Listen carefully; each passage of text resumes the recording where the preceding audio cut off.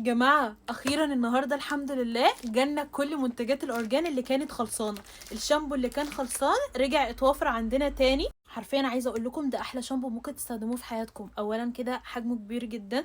تاني حاجه ان الشامبو يا جماعه مش بينشف الشعر خالص، ودي نادره لما تلاقوها في شامبو.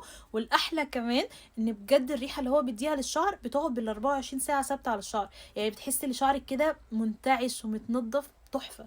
وشامبو يعني بلسم معروفه، فبرضه وفرت لكم البلسم بتاعه. عايزه اقول لكم بجد بجد ترطيبه خطير. طيب غسلنا ورطبنا، هنعمل ايه بقى اكسترا ترطيب كده؟ اهو بعد لما ننشف شعرنا هنبدا ان احنا ندهن شعرنا بزيت الارجان. عندكم الزيت الخام لو انتوا بتحبوا تدهنوا الزيت على شعركم، اما لو انتوا من الناس اللي شعركم دهني او بتحبوا الزيوت يكون ملمسها خفيف، فوفرنا من تاني السبراي الارجان الحجم الكبير ما شاء الله زي ما انتم شايفين يا جماعه، كان بيطلب مننا بيتنسف بمعنى الكلمه، فوفرناه تاني الحجم الكبير. موجود كده كده الزيت.